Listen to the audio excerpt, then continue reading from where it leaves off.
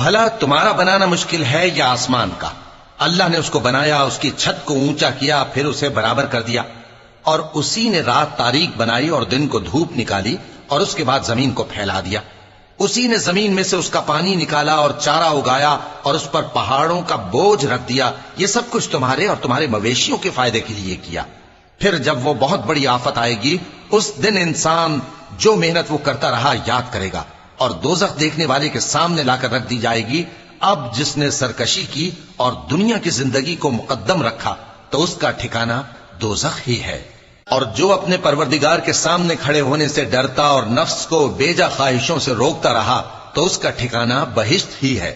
اے پیغمبر صلی اللہ علیہ وآلہ وسلم، لوگ تم سے قیامت کے بارے میں پوچھتے ہیں کہ اس کی آمد کب ہے، سو تم اس کے ذکر کی طرف سے کس فکر میں ہو؟